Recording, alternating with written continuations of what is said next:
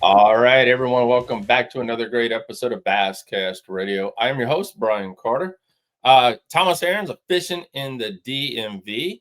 And guys, we got a special guest. You guys all know the Howells. I mean, it's kind of crazy.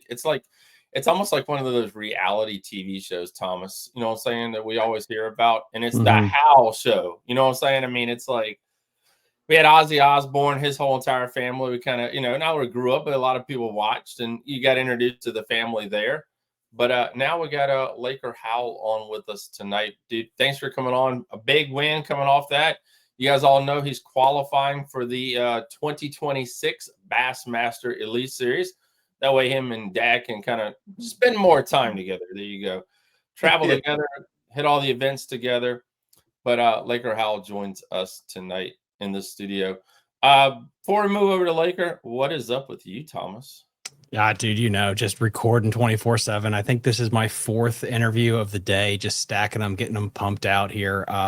You guys know I'm also covering a bunch of saltwater stuff with Chesapeake Bay. There's a huge speckled trout tournament coming up in the month of November that we're going to be covering here too. So yeah, what's so nice about where we're at, man, it's just you can fish. It's kind of like in the New Orleans area, just that south, where you can fish 24/7. There's always a species that's on fire somewhere, and Chesapeake Bay really gives that for us. Oh yeah, you're 100% right. I saw you did I popped out a crappie episode the other day. Crappie episode, for those that say crappie. Dude, crappie, it's interesting since I cover so many fishing styles, like how many things in bass fishing came from crappie. And BTL's covered this before, but now that we have the Richmond Crappie Club, and Bugs Island just put out a mega bag. I think it was 17 or 20 pounds for its best 7, I think it was, last spring. Like, holy crap. Like, I mean, that place is on fire. And there's so many guys that were crappie fishing that now are coming over to the bass world and taking everybody's money using those same tactics. So it's interesting to see that crossover really developing. Yeah, we talked about it pretty heavily, not heavily, but we talked about it a little bit on last week's episode of Basscast Radio. John Sokup and a lot of other anglers that come over from that were so good, kind of brought that FFS over a little bit to the world of bass fishing. And they're really, really good with the electronics.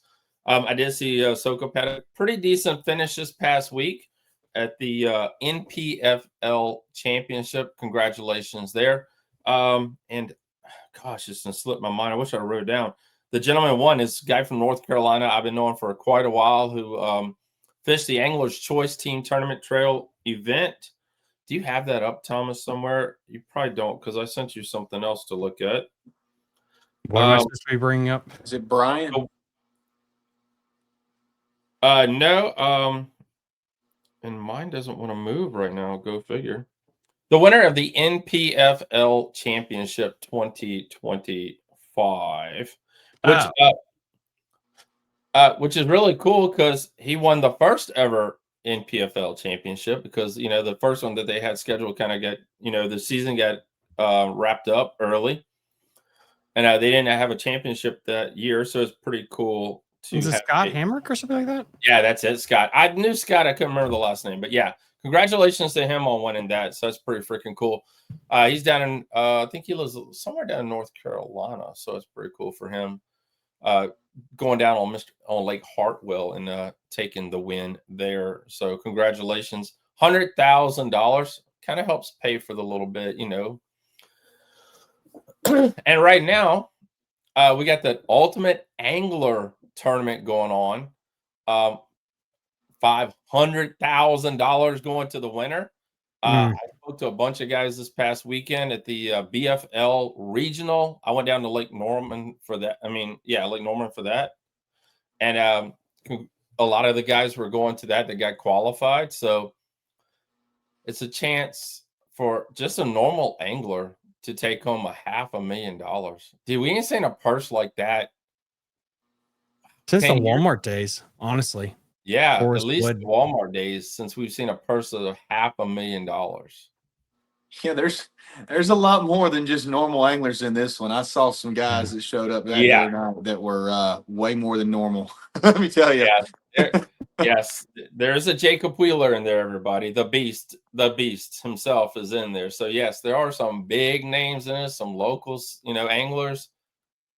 Holy cow. And they all by the time this drops, we'll already know the winner of that event. But I think it's the 10th, 11th, and 12th, a 3-day event. I believe that's what it is. So really excited to see that and see how it all wraps up. What is that? I'm trying to think. It's down Georgia, isn't it? Mhm. No, I it's don't. here on Guntersville. I'm in it. Oh, you're in it? Yeah. Well, Mr. Laker I, Howell is in it.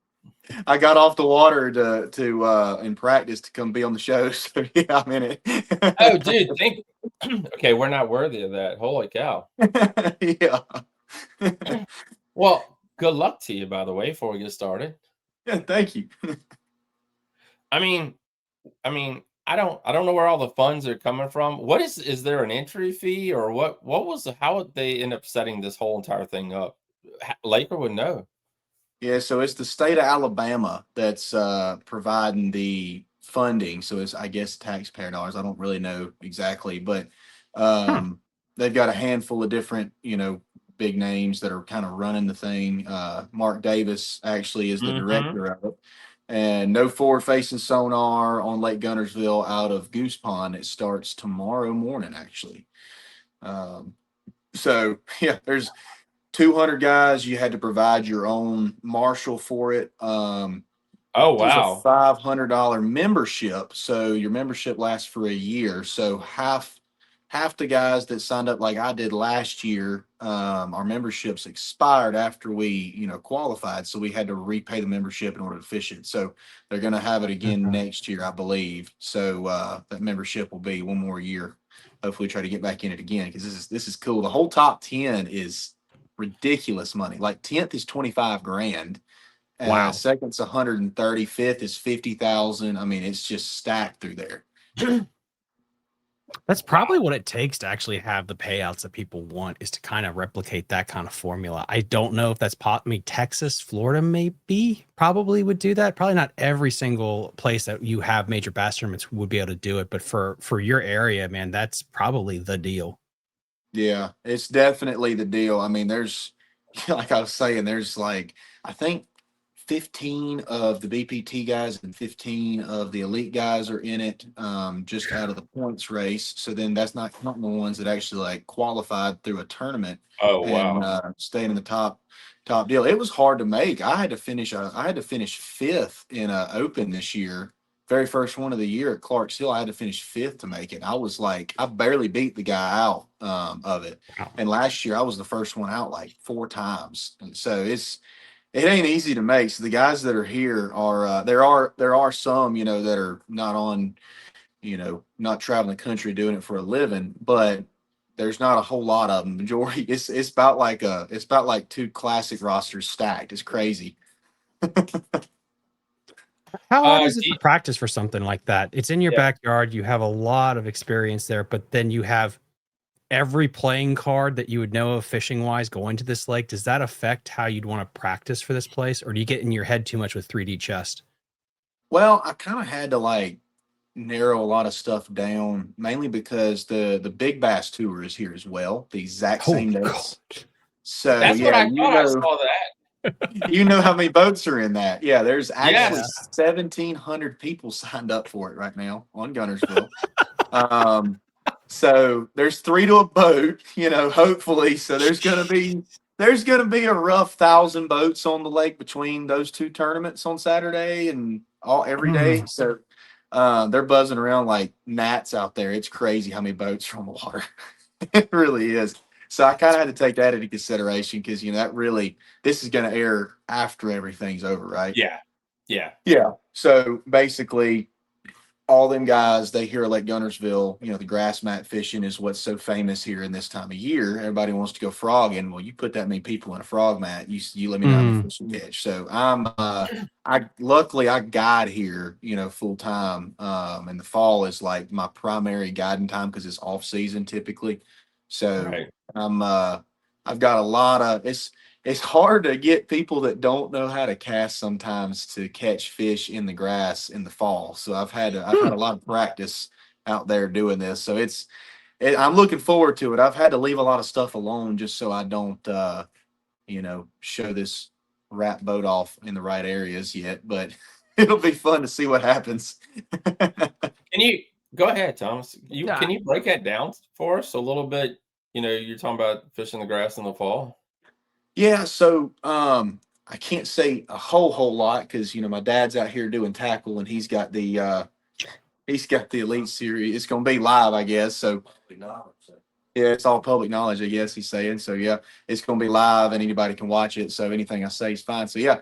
But anyway, basically, I'm breaking it down with a little 1-2 deal. So this time of year, these fish, what happens is on Tennessee River, anywhere, Wheeler included, and that's how I got on them last week, was the largemouth really group up really tight this time of year and they turn into bait chasers. So the ones that don't go into the mats, that are up there, living in the grass, those are your resident fish typically. There's some new ones that go to the mats, but when all them ledge fish and then floaters, get off the main river from the heat, they push up and they start running bait. So you see a lot of blowing up, a lot of top water stuff, a whole lot of bait runners everywhere, and then you've got your fish that just live in the eelgrass, submerged eelgrass year round. So like I'm primarily targeting those because the bait runners are mixed in with a ton of little ones. So you'll go catch like last year we had 4 days where we were actually counting. We had 4 days of over 100 bass between 2 or 3 people in the boat. And the majority of them are, 2-pounders, which is insane to catch, for fun. But in a tournament like this, it don't really help you. So, I'm kind of going for, anywhere from 20 to 40 bites a day. I think you kind of locked up there for a second, Thomas. We're loading. I think you locked up. Oh, there we are. Having anywhere from 20 to 40 bites a day, chatterbait and top water, bigger fish style stuff, jerk bait a little bit. So I'll mix those 3 things together and I'm just going to be running and gunning a lot, bouncing around stuff and hitting hot zones. Wow. Yeah, well, so let's hope you bring home the $500,000. Hey, I'm just telling you right now, any video you see of me after I win $500,000, if that were to happen, Lord willing, I might be jumping in the lake doing a backflip. You ever seen a 6'5" guy do a backflip? You're going to if I win $500,000, I promise. Yeah. I've seen some of them golfers run into the daggone lake after winning a big event. Yeah. So yeah, I've seen that. So that'd be awesome as crap. Go ahead, Thomas. How much pressure can Gunnersville take before the fish really start to feel it? I mean, we did jokingly say like 1,700 boats on there.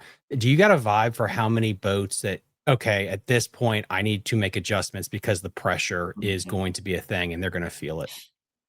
Yeah, there's definitely, I think, a threshold for like as far as the bass, getting really freaked out, I feel like. But that kind of turns into a zone deal. So like the main zones that everybody knows about, like Seabold, South Saudi, North Saudi, all them main famous zones like that. You come out of town, what's the first places you're going to see when you look up best fishing spots on Lake Gunnersville? That's where everybody's going to kind of go to because there's fish there. But you get that many boats in there, you're right, it's going to cause some stuff. So you kind of have to take that into consideration as well. And being a local here, I mean, I'm not saying I'm going to do amazing. I hope I do, but it is fishing. It's going to be one of them deals where having knowledge of where, people don't see publicized more so than others is a big advantage because there's so many bass in this lake that I'm learning more so now that it doesn't really matter where you are on the lake as long as you've got the right contours and grass. The bass are the same size across the whole lake. It's just finding ones that don't get touched much. That's wild. That's so cool. So yeah, that's gonna be a great experiment right there. Especially it's gonna be cool to see. Somebody's gonna whack them, I know, but it won't be like those scoping weights we saw back in the winter. That was ridiculous. Did y'all see any of that? Yeah, that was. It's freaky. It doesn't even seem real, like the kind of weights that were coming out of there. And when people complain or whatever, like Gunnersville's dying, they're spraying too much, but then you keep seeing the weights. It's like, dude, it's still one of the best lakes in the country. It just is. This place ain't dying. This place is so good. Yeah. It's not even funny. We we went last year. So in a 2 month time span, I mean, me and my fishing partner were talking about the other day. We were going every other day, if not every day. And every single time we would go, we would average around 20 to 30 fish scoping, if not more. That was the low end days. And on those days, out of 20 fish that we would catch, 2 to 3 of them every time we go would be over 6 pounds. So like we caught four. Now the 7 pound threshold was where it got a little bit harder. That was like your big fish, But we had 4 7 pounders in a 2 week span when it got real cold. And then we never did catch a true eight. My dad caught a nine, like right as it got real cold last year. He caught a true nine, which was a real big one. But we caught so many big ones. We had one day last year, I got obsessed with catching 30 bags. Like that was what I was like going to do every day. It was freezing cold. I'm like, I got to catch 30. I got to do it. And looking back through my pictures, we took a picture of scale every time. We had more 25 to 27 pound bags than I've ever imagined catching in my life. So it's definitely not dying. The grass spray and all that does is just get in your head. Is the weather I know here it's supposed to be a big dip. Is the weather supposed to kind of change up a little bit in the next day or two for you all on this Ultimate Angler? Oh yeah, it's gonna get cold. I'm so excited. It's gonna get cold. I get to get my little spooky baits out. Like it's gonna be like real fall fishing instead of this. That is awesome.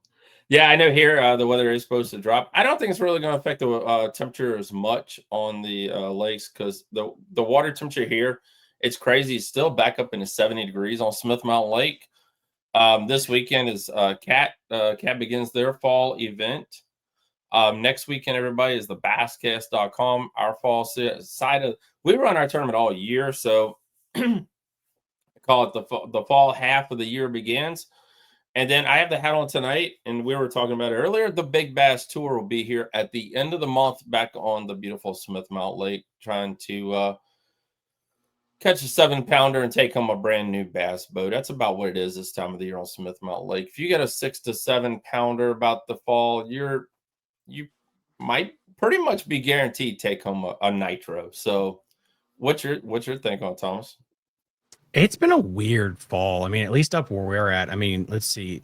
James River was at 72 degrees for the BFL Regional Championship. Lake Anna right now is at like 70 degrees. It's October something-ish when we're recording this. It's just, it feels like the summertime fall transition keeps getting pushed out further and further each year to where we're going to get a great, like legit fall bite in December. It's wild. And at least in our area, the topwater bite never got going. And I don't know if it's because we just got so much rain and flooding in the mid-Atlantic comparatively. Yeah. I mean, down where you guys are, did you see a weird correlation with the rain and weather and how they performed on topwater?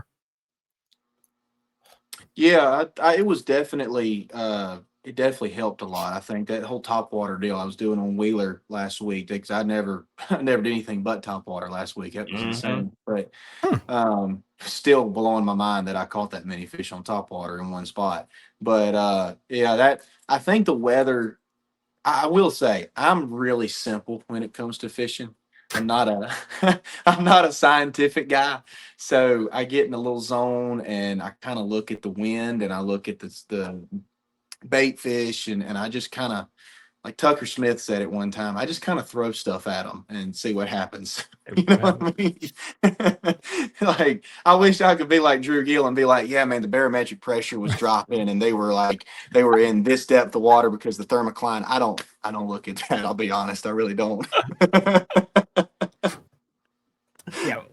We know the Whopper Plopper is one of the, I think is the Whopper Plopper you had in your hands a lot. No, I was throwing a walking boss the whole time. It's like walking boss. Okay. It's a walking style bait. Yeah.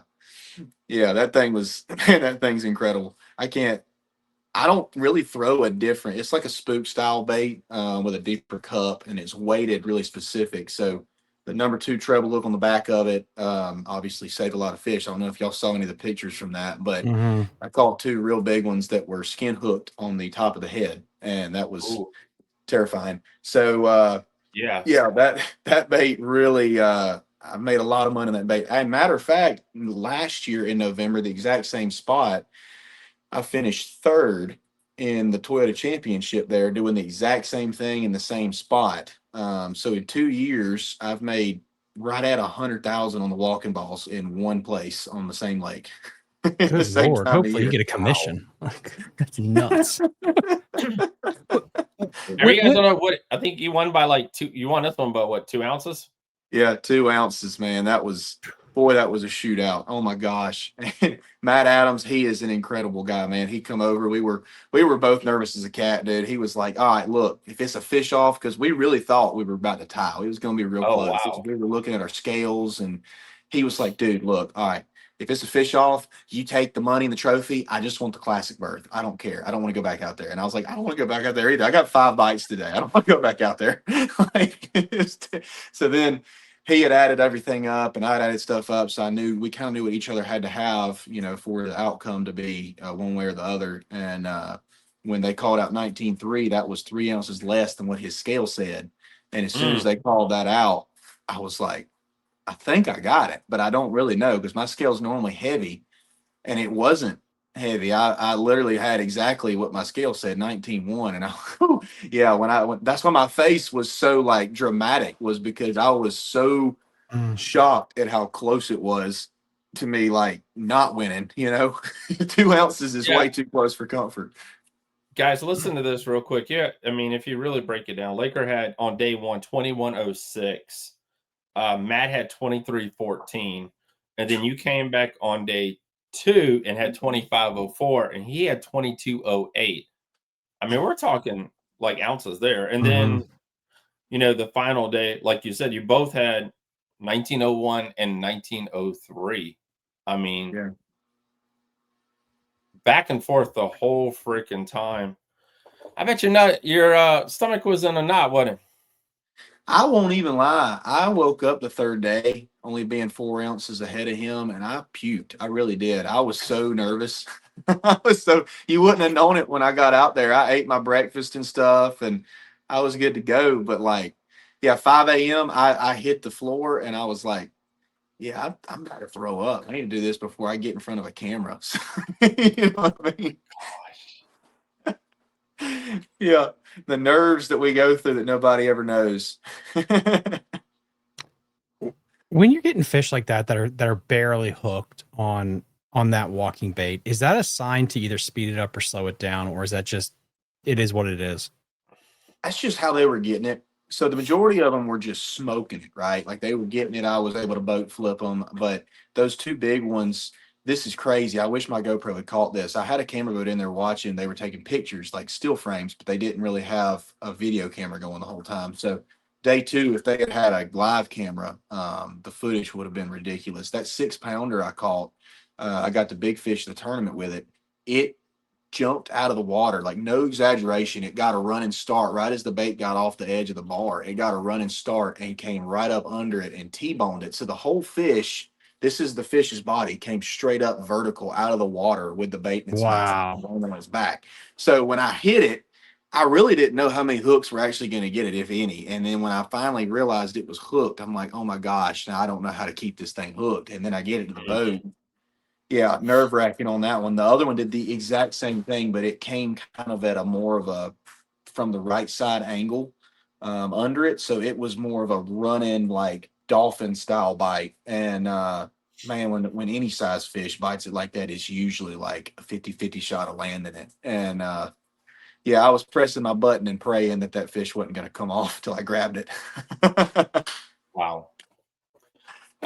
I did have a question for you. I read a press release about, what kind of made you decide to keep this topwater bait in your hand the whole entire time, even during periods when, it got really, really slow.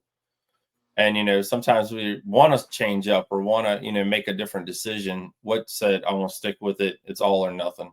Because, I mean, you guys really are fighting for a chance to, be a Bassmaster Elite angler. So, I mean. Yeah, I mean, everything's riding on it. So, I mean, decisions are there's no more important decisions your entire season or career than like these 3 events. So that was definitely a game time decision because it was more so I've had so much confidence and I've had so much experience throwing that. Like I've thrown that a lot on gunners. Well, that's what I catch a lot of really big ones on. So Tennessee River correlates across the whole thing for the most part. And that walking balls in particular and any topwater bait that's loud and stuff like that gets a bigger bite. But that one with the sound inside of it, even if you're not a believer in it, I promise you I am. That's the only thing I throw.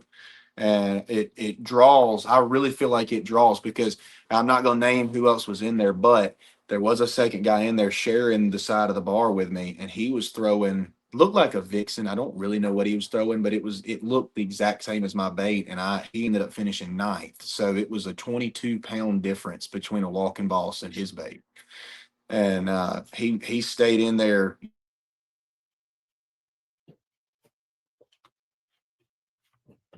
Mm. I think we lost it. All right, so someone else in the same location finished ninth.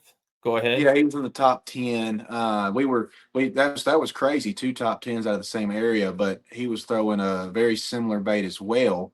It just wasn't the one I was throwing with the sound and that type of stuff in it. And I mean, it was a 22-pound difference at the end of the whole tournament between, the Livingston and the bait he was throwing. So Right. boy, it was crazy to see, just how that little difference. Because I don't know if y'all watched or not, but there is a clip that Bassmaster got. It really opened my eyes to Mhm. what topwater fish do with the drone. So they had the drone overhead right as a 4-pounder got it. It was one of my 5 fish of the final day, and the drone caught this fish flashing my bait. So it's amazing how long. You'll never know they do this. It's amazing how far they follow it. I was bomb casting that thing out there, bomb casting it. He come up and flashed on it without ever making a swirl. A 4-pounder in 3 foot of water was able to Wow. splash and swirl underneath it without ever making a ripple 4 different times and followed it for half the cast before it finally blew it up.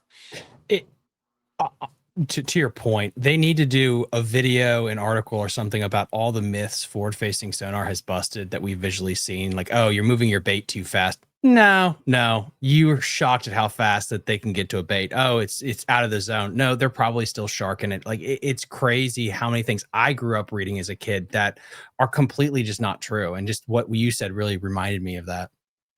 Yeah, because like I've always thought, a fish, it comes over their head, they look up and they're like, oh, I'm going to eat that. And they go up and get it. No, they're following it a long way. So, the way I was working it was, slow and methodical, sloshing it, making it really splash, that cut lip and stuff, and changing the cadence up every once in a while. But it was crazy to see really how far, at least that one followed it. I'm assuming a lot of them did because most of my big ones bit it like within a quarter cast length of the boat. I mean, they followed it all the way off the bar to the edge and just smoked it.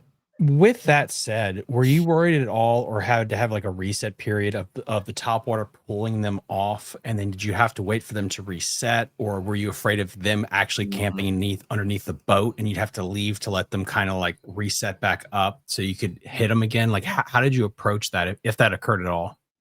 No, I tried my best to not think about that because of all the bites I was getting, because that does happen. You're very right. You see it on scope all the time now. So, but with that spot, the best thing I can guess, that day one, there was a mega group there, right? They were set up perfect. I was catching the crap out of them. I landed my bait. I mean, seriously, the first cast I made with my walking boss up there, I located them with a moving bait. And the first cast I made up there with the walking boss hits the water, and I clicked it twice at the end of the cast, and I catch it 4 1/4. I mean, it just smokes it. And then I threw right. They were so stacked in there. I threw back in there, and I caught another one. I hooked a second one right after that. I mean, smashed it. He missed it and then smashed it, and I got him. Back hook was stuck good.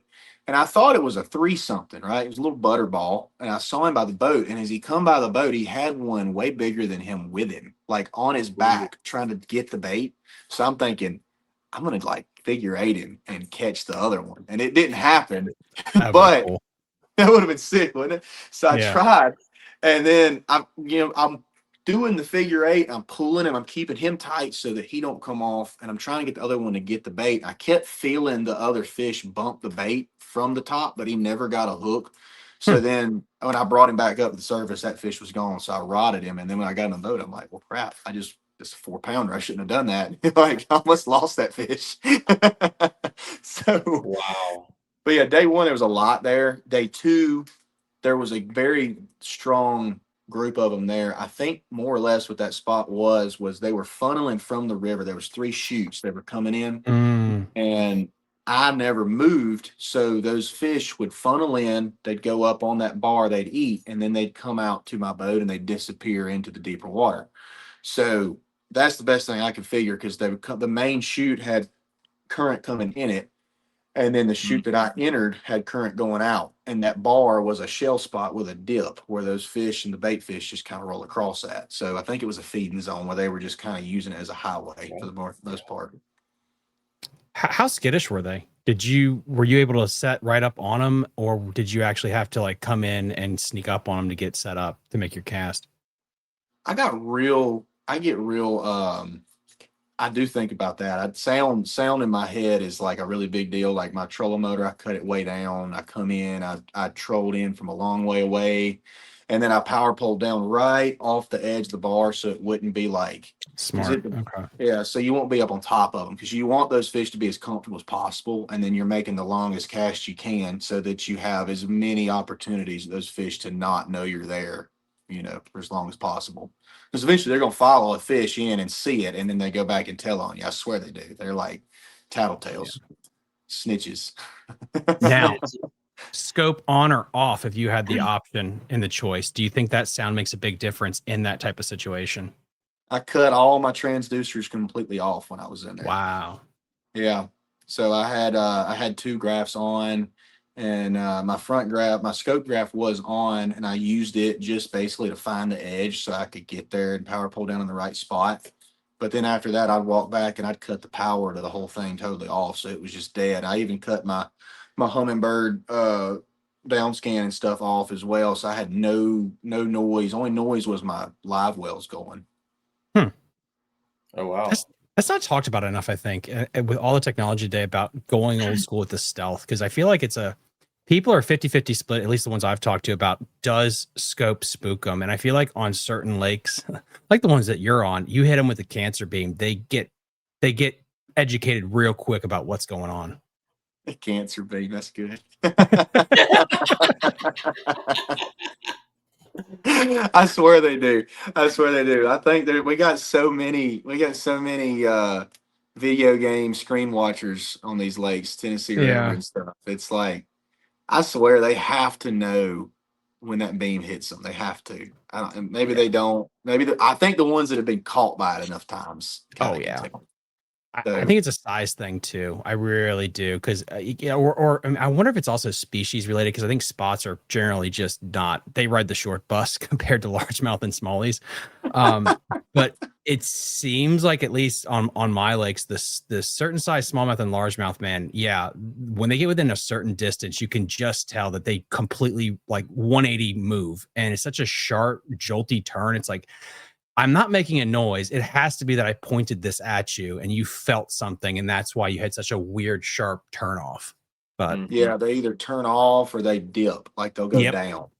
Yeah, I've noticed that too. They get within about 30 feet of the boat. That's normally my range of where, if it's a really aggressive one, then they'll eat it.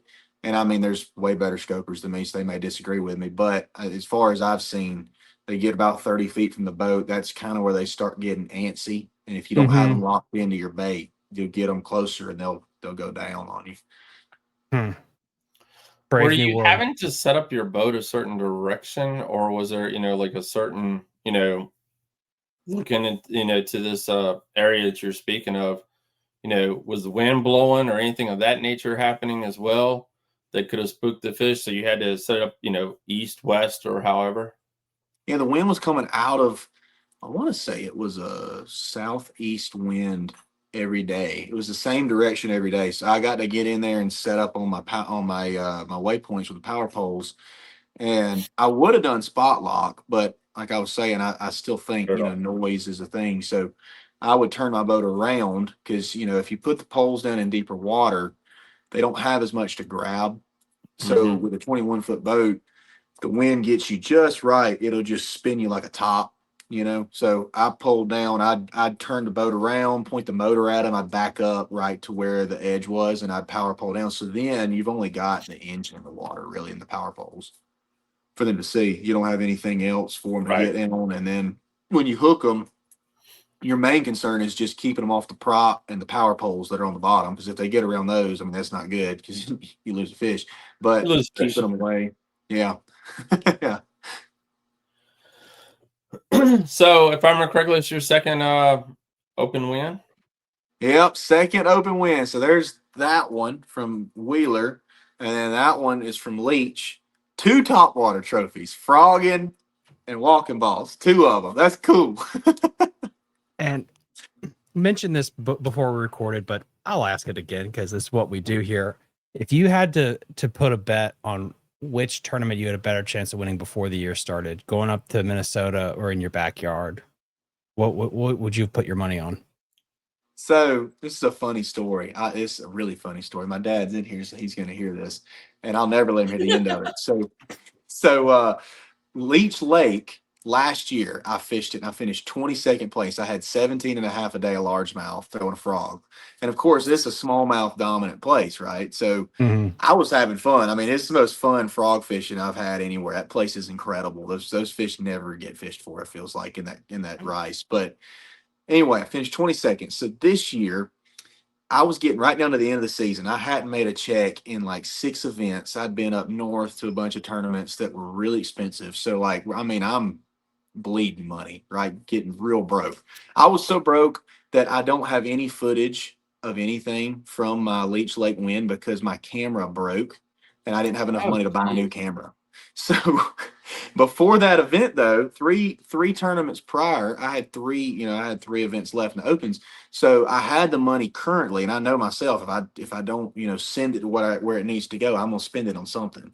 So I just went ahead and paid in advance all those, and I had booked that Leech Lake hotel at the casino like way in advance because everything's up there so expensive. The casino hotel though was like $900 for the whole week. So me and my roommate, we got us a hotel there. There's restaurants and stuff. So long story short, I had all that money already invested in it. Well, I get through the 2 back-to-back ones, and I didn't make a check into one of them. And called Dad, and we're talking about Leech and stuff. He's like, "You're really gonna drive 19 hours and go up there? You really like? It's not a great idea. You're gonna go up there, and I don't know if you might stay here and guide and do all that, and make some guaranteed money." I was like, "Well, I've already paid for all of it." So he almost talked me out of it. I was this close. If I hadn't already paid for it, I wouldn't have gone. And I went. I get up there. I get to my spot where I caught him a year prior, and I got 1 3-pounder to bite in there. One right like 5 minutes into it, and I didn't go back. I was like, "All right, I'm done. I'm leaving this area. I'm not going back." And then tournament rolls around, and I catch 19 and a half because they canceled the first day. I go in there and I bust 19 and a half, and I'm like, "Dang, that's a bag. I might be in the top 10." And I was in 21st. I was like, "Yeah, ain't no shot now. This is crazy. These boys cracked them. Smallmouth guys are about to beat my brains out. I'm going to try to get a top 10 tomorrow." And then day 2, I went out, throwing my frog, same thing. I get up there, the wind was rolling. It was so bad. If it wasn't the final day, they probably shouldn't have sent us. I mean, it was bad. Wow. And yeah, coming back, I was hurting coming back. It was bad. So I get up there, I catch 17 pounds in my first pass. I'm like, "Oh, I might be in the top 10 with this. This is cool. And then I call out another one, and I'm like, "Well, shoot, now I got 18 and a half. This is really cool." And then I get up to 19, and my scale at the time was a pound off. I had a faulty scale at the time. I didn't know it. So my scale was a pound off. So I catch another one, and I get up a little more. So it said I had like 19 and some change or whatever it was. And I come in, and I'm one of the last flights. I get in, and Hank's up there. Nobody's on the hot seat, which I thought was really weird because I was like 174 out of 220. So they should have had somebody up in the hot seat. And get on stage, I weigh in, and it says 20 pounds and 6 ounces. And I'm like, "Holy crap, I just caught a 20 bag of largemouth on this place. That's cool." But there was there was 20 people ahead of me that all they had to do was catch 18 pounds to beat me of smallmouth. So like, I still didn't think there was any chance. So I'm just sitting there on the hot seat, you know, drinking a water, ready to get off the seat when somebody comes up there. And then it gets to the last 6 guys, and I look over at the leader who only had 4 fish. We'd already talked back there, and he was like, "If it gets Oh down to wow. me, you got it, dude." And I look over there, and he looks at the bags, and he looks at me, and he smiles and throws a thumbs up. And I was like, "No way!" That's just one with freaking largemouth. Wow. So yeah, that one was bizarre. But now that whole rabbit trail, that whole story was really awesome. I mean, that's a really cool story. But the second that they released the schedule for the EQs, we were supposed to go to Pickwick. Well, the whole Pickwick tournament got canceled and moved to Wheeler because there was another overlapping tournament. I think it was a big college tournament out of the exact same ramp, and the city around that area in Counts, I think, had messed up the scheduling and got both Oh, tournaments on the shoot. same thing. So Hank made a really great decision and changed us to Wheeler. Well, as soon as I hate Pickwick, I hate it. I can't do it. It's like my kryptonite, dude. I don't know why, but we changed to Wheeler, and the second we changed to Wheeler, I told my wife, my dad, my buddies, I was like, I'm winning Wheeler. That's my goal. I've got to win Wheeler. Like I wanted to win it so bad. For months I was saying it. I wanted to win it so bad. And then after the tournament was over, I won and stuff. My buddy called me. He was one of the first ones I told after my wife, my dad. And he said, "You sucker, you freaking told me you were going to win Wheeler and you did." So That's awesome. yeah, that one was the one I wanted to win the most though. So all that to say, to answer your question, I wanted to win Wheeler the worst out of any of them this year. All right. Go ahead. Do you Yeah, have a I question? just why is Pickwick your kryptonite? I saw how you perked up there about the hatred you have for that place. What's with the love-hate relationship? That place is, I don't know why. That place has been a thorn in my side, dude. I don't get it. It's a Tennessee River place, and I have just sucked there every time I've ever been, except for once. In high school, one time I finished third there with all smallmouth. And other than that, as soon as the scope came out, that's what bugs me is I'm halfway decent with the scope, and I can normally keep up with the guys.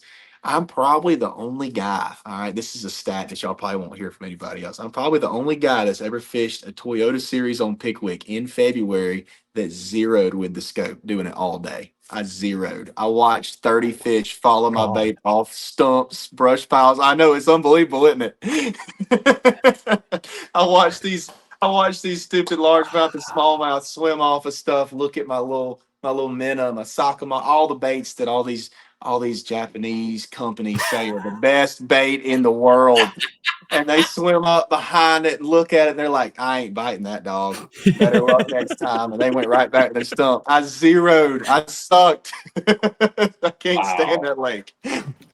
Oh, that's awesome.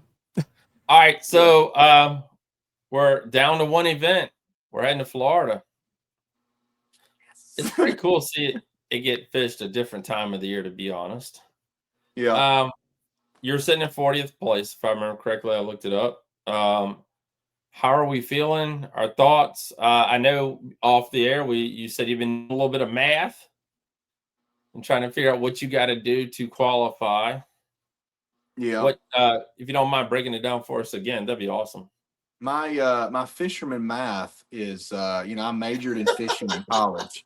So if I end up being wrong, which I hope I'm not, if I end up being wrong, I'm gonna go ahead and put that out there. I'm not the greatest mathematician in the world, but 40th place, I'm 46 points behind 10th, and it's a 95 point scale, right? So if I finish 10th place, that's 85 points. So if that guy finishes like 60th or below, which really isn't a bad event, but if he finishes 60th or below, and then the other guys, it's a lot of people have to fall if I get 10th, but a top 5 is 90 points, right? So that's where it starts to get really nitty gritty. So I'm going to just really go try my best to win another one, which would be insane. But that would be what I really need to do is win. That would be the most guaranteed way of getting in. But I think with a top 10, there's a strong chance still. So really, really hopeful, and I'm just going to go and fish and trust the Lord and see what happens because it's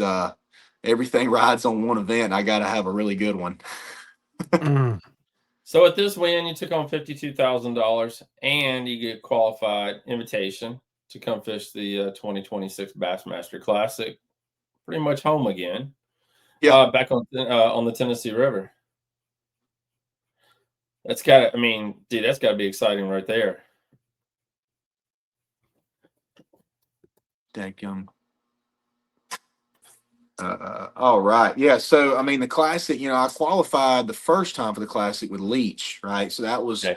the original one. Second one with the EQ. So that one got Kyle Norsetter right? in, actually. Yeah, so it bumped down in the next person in points. So now Kyle Norsetter, he is awesome, man. He got me and he paid for Yes. me and my wife a steak dinner and everything as a thank you for getting him in. Man, he's such a nice guy.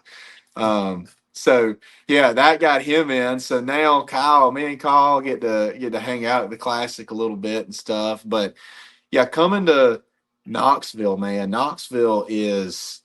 I feel like Knoxville every year. Now I could be wrong again because my fisherman math sucks. But I think the last time I looked at the stats, both years they've been to Knoxville, Knoxville has set the record of attendance both years in a Oh row. yeah. Like it's beat its own record the second year.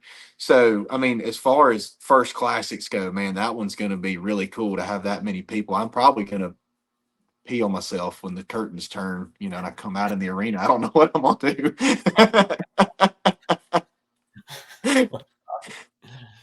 See Yeah. if Dad can help you out, okay? Yeah. I mean, he's been to 16 of them at this point. Yeah, So yeah, he's been to enough. I think he can help you. yeah, he might have a pointer or two. But yeah, I mean, that's going to be cool. The fishing and everything, the whole thing about the Classic that I never realized, I've been to all the ones and worked the shows and been in them with Dad and stuff. I never realized how long it was. The anglers are there for 10 straight days. 10 days. That's So like crazy. you get there the first day before practice starts, you spend the night in a house wherever you're at, you go practice for 3 normal days, and then you have 3 straight days of just no fishing, no nothing. You're just doing like media, you're doing dinners, you're going to the ball and all that stuff. And then the fourth day, you have a run through, like another practice day that they give you. You go to the blast off, they call your number, people are watching. It's just like a pre-tournament run through. You go out, you fish for 8 hours with a marshal, look for more stuff. You get a day before the tournament kind of run around. Then you come back and you go to the hotel that night and you stay at the hotel in Knoxville or wherever the venue is. And then you have 3 days of the Classic. So, boy, I don't know how ready I am for it. I don't think I'm going to be ready until I get there. It's going to be fun.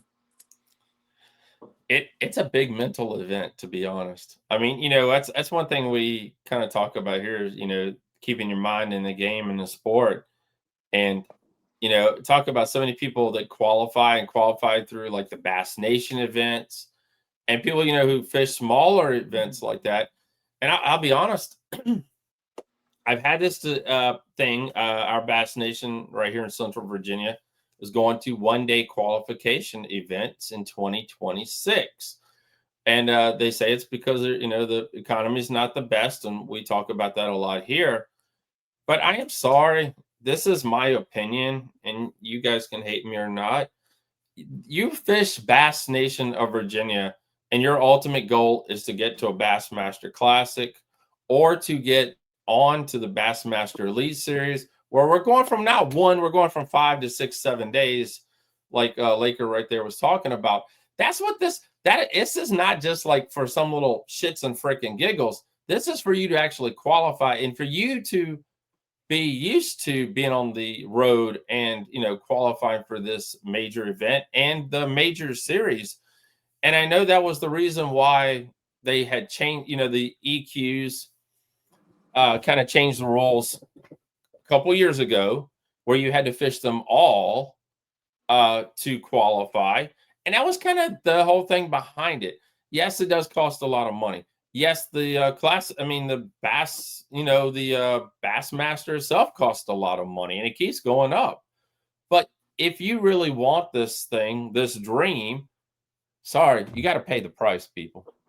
I mean, I hate to be like that, but you really do. I mean, it really is, because this is all to get you ready for you to be able to go out there. And the Bassmaster is not like the NPFL. NPFL does one tournament a month, and in October they'll do another tournament, in November, whatever. Bassmasters sometimes go to 2 events back to back. I mean, you finish up one, walk off the stage, get in your car, go to another one, truck. I mean, go to another one, practice for 2 or 3 days, and then you fish. So, I mean, that's what this Bass Nation, Virginia, Tennessee, wherever you have a Bass Nation is. And I'm sorry, I think it should still be 2. It separates the boys. If you can catch them consistently for 2 days, and like Laker right there is talking about, even with his qualification and for him fishing the opens to, go into an event where it's 7 days. And, a lot of people can't handle the microphone in their face and, being able to talk, and you talking to media for 8-9 hours a day, and media day on top of that, and everything that goes into it. So it is a lot, because at the end of the day, you still have to go fish and have a chance to win the Bassmaster Classic. Yeah, it's a All right, definite change. I'm done. Sorry, I just want to get that out there, because it's it drives me crazy. I mean, That was very therapeutic for you. Thank you. Yeah, I don't know. I'll add one thing to that. It is a very major difference between a 1-day shootout and a 3-day shootout, because, one day, in one single day, if somebody goes and busts 30 pounds, there's definitely skill involved in that, but that's where, the term luck kind of can come into play a little bit, I feel like, because if you happen upon a stump that you find a bedfish on or something and you catch a 10-pounder, right, the next day you might go have, like, prime example, one of my good buddies this year, actually, at Pickwick, my favorite lake in the world, he had 24 and a half pounds on day one. He came in the second day with 5 pounds and missed the cut for the final day. So, and it was only a 31-pound cut. He barely missed it was 32-pound cut. He missed the cut by like a pound, but like over 2 days, the first day he was in like the top 5, but you make that a 2-day, and it's different. I'll say that quiet part out loud, that I do think there's definitely more percentage of luck in a single day versus every extra day you add. I mean, up here, Brian, you're near Smith Mountain Lake. There's always a mag draft bite in the spring, and you can always have some guy tie on a mag draft, just fish that 8 hours and run into the best 5 to win that day. That's a lot harder to do on a 2-day, 3-day, 4-day type of event there. What did Pop say? No, we got 2 pros in here, man. We got Randy Howell and Marshall Robinson walking in, boy. Oh, tell Marshall we said hello, please. He's walking out. They said, "Hey, Marshall." I said, "What's up?" He said, "What's up?" What's up? We got a house full for this. We got a house full for this Ultimate Angler, man. This is a lot of people here. It's great. But all right, well, we're gonna let you go. We're gonna let you get wrapped up and get ready for the Ultimate Angler $500,000 event. Good luck to you on that, guys. The fall bite's here. Any fall tips you'd like to kind of give out for anybody fishing some clear bodies of water? Clear bodies of water. We call it Smith Mountain Lake, but Smith Mountain Lake. I'm a really big.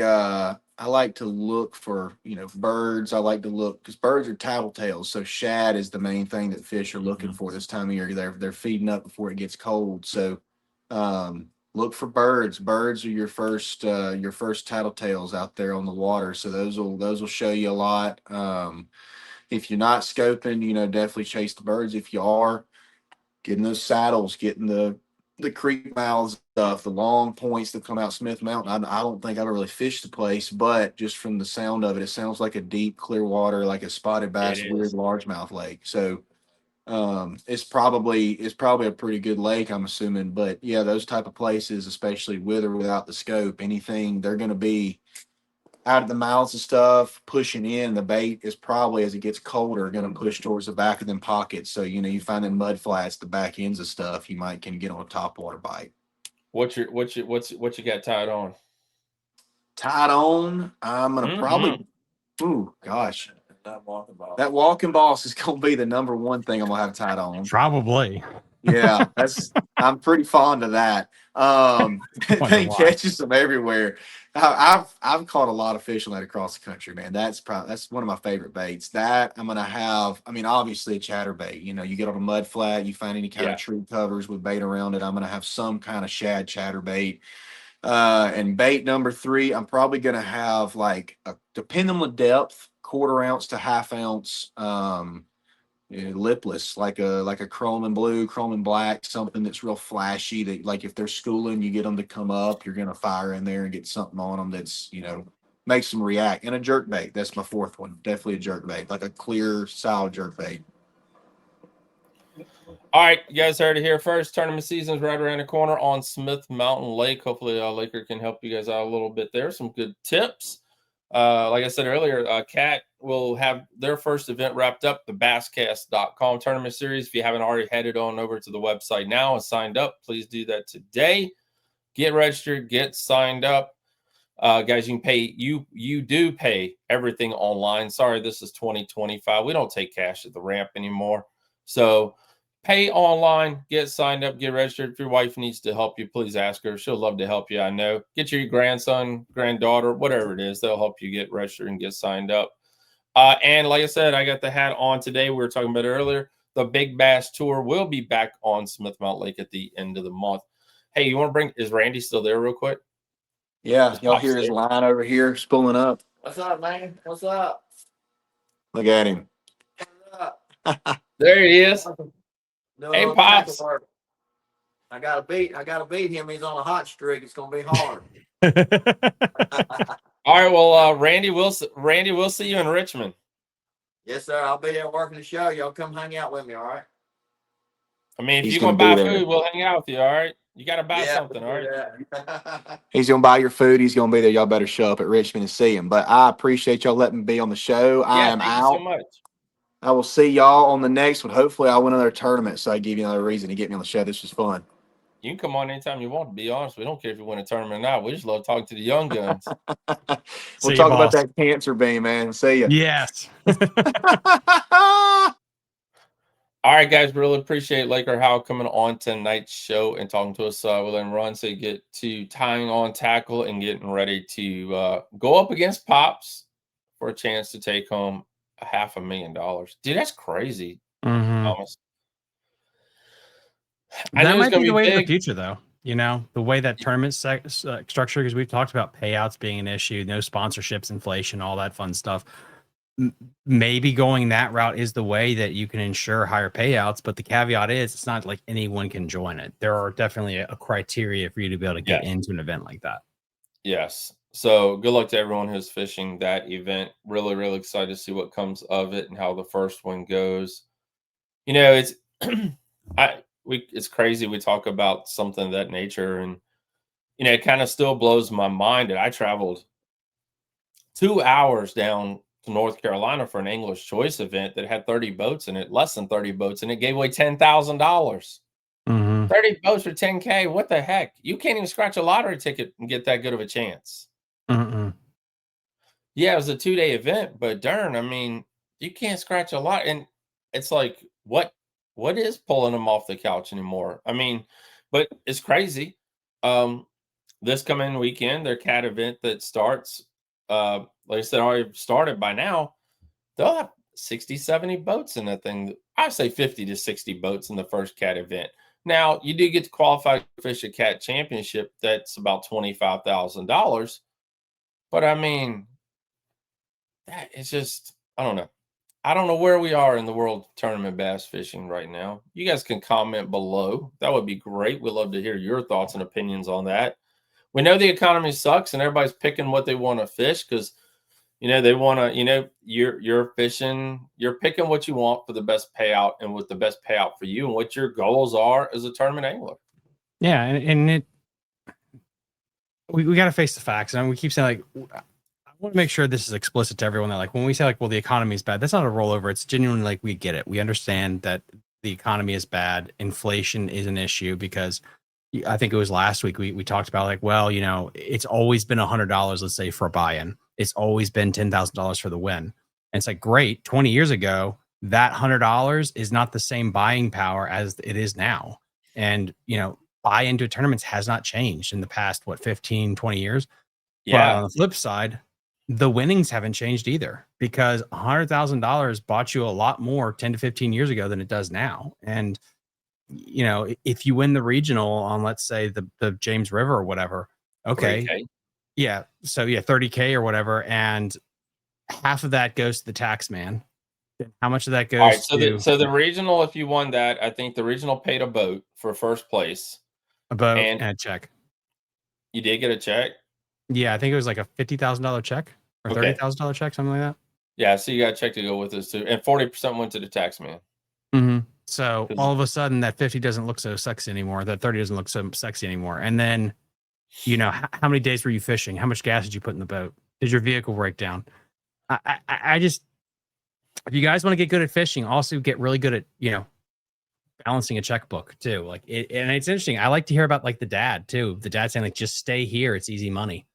And he's not wrong there. That's a good form of advice that clearly what he did worked for him. But yeah, to say, yeah, I don't know. It's wild, because I think 5 to 6 years ago, I wouldn't mind running around the country fishing, but now it's like, ooh, that's a lot of money spent to drive over the place. You need to make sure you have your sponsors set. You need to make sure you got your nest egg to make that dream work. So you're right. So winter took home. It's another event, but it was like $50,000 roughly. The brand new Phoenix boat. And I think those are valued about 30 some thousand is what I was told on the Phoenix boat. I know he took home a batteries. Some battery companies stepped up and kind of sponsored the regional as well. Second place took home $7,000. Third took home $3,400. But we talk about that. Brian Latimer did a video, and I watched pretty much the whole thing. The dude is straight from the heart. If you guys want someone that's 100% honest, B-Lat is the man. He really is. He don't sugarcoat nothing. But we were talking. I mean, it's $100. Most tournaments maybe go to about $200, but that's about it. And we've seen with the Bass Kings event, the Cat, with their entry fee. Now the turnout's been pretty good the last two. Thank you guys for coming out. Really appreciate that, because one it bombed pretty much on Smith Mile Lake. But I mean, it's still not great. But you guys want the big payout, and you want the big, individual fishing out of your boat by yourself. But you got to be willing to pay the price. And you don't have that extra entry. They know they're going to get more boats if it's a partnership instead of a individual tournament. I don't know. I just don't see it lasting very long, but I know Cat's going to give it another year, see how it goes, is what I've been told. So we'll see how the Bass King series does in 2026. And the problem is, like with what's said, it's like, should you be able to do this, and this to participate in these tournaments? Yes. Can most people do that? And I think I don't think so. I mean, the US dollar has lost 40% of its value the last 10 years. And I don't know, it's an interesting time. And if you're going to try to chase this dream, you got to make sure you have everything lined up correctly to make a run at it, because you're not competing for people's money anymore. That doesn't get you paid. It's 100% about sponsorships and being a business. And can you help a business make money by selling product? That's 100% what fishing is. And I'm not saying it's right, it's wrong. It's just, that's the way it is in 2025. And I think that's why regional organizations are going to become more of a thing. I think you're going to see more regional tours like the Elite 70s, the Elite Alphas, things like that. Yeah. I think they're going to become a lot more of a thing. I think we had for 2 or 3 years there, everyone was popping up with their own tournament organization. And I think that was a delayed response to COVID, because you have COVID happen in 2020, 2021 for an extent.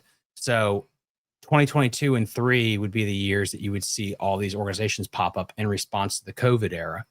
And I think that's only like 3 or 4 years. So I think you did still have a big spike in all these people thinking there's a demand for tournaments, but that demand has kind of gone down as people have gotten back into the swing of things, but also as people don't have as much spending money anymore. Like, you know, we've talked about that so much, and I feel like we're going to be harbingers of doom here when it's proven right. So please clip us, because we're 100% right on all of the things we say. If you guys, you know, me on the backside of this, and you know, being on the media side and keeping up with the tournaments, trying my best. I'm already starting to get cancellations for 2026. I'm not getting new tournaments. I'm getting cancellations.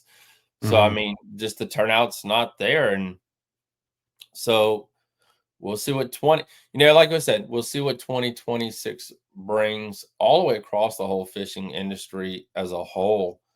And I have a feeling, this is my feeling, and we're going to wrap it up as this. I have a feeling 2026 is going to shape the future of bass fishing. Not as 100%, but for a good percentage of bass fishing for quite a while. I think 2025 is going to be our 2008. Yeah. Take with that what you will. Yep.